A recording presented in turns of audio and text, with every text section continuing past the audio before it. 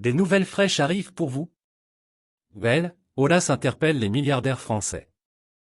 Mais avant que je partage cette nouvelle avec vous, abonnez-vous à ma chaîne pour ne manquer aucune actualité de première main sur l'Olympique lyonnais.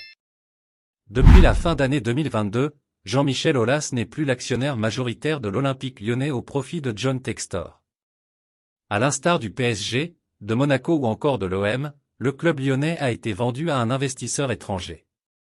La situation de Lyon est désormais similaire à celle de Marseille, avec un patron américain aux manettes.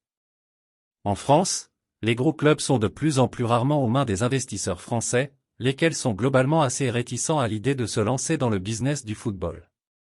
Dans une interview accordée à France Inter, Jean-Michel Aulas a évoqué le sujet.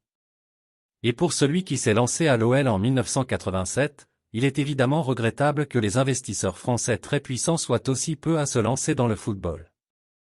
Le président de l'OL aimerait qu'il soit davantage à imiter le richissime François Pinault, actuel propriétaire du Stade Rennais et qui n'hésite pas à massivement investir dans son club. Laisse déjà un like sur cette vidéo pour rester au courant de tout ce qui se passe à l'Olympique lyonnais. Jean-Michel Aulas lance un appel aux hommes d'affaires français. Il y a un manque de ce côté-là, mais le football est devenu, en particulier aux États-Unis, le sport professionnel à la mode. Il y a beaucoup d'investissements qui sont faits depuis les États-Unis. Avec le foot féminin et un certain nombre de partenaires, j'ai bon espoir de transformer, ce qui est actuellement un investissement essentiellement par des puissances étrangères, en un investissement qui pourrait être français.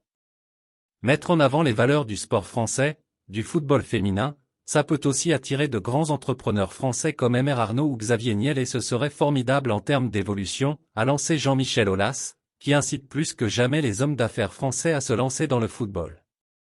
Un cri du cœur de la part du président de l'OL, qui rêve sans doute d'une ligue impuissante avec à sa tête des businessmen français, comme ce fut son cas par le passé.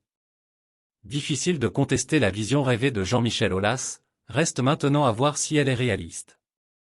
Et puis, fan, quelle est ton opinion sur cette nouvelle? Laissez votre commentaire ci-dessous car votre avis est très important pour les gones.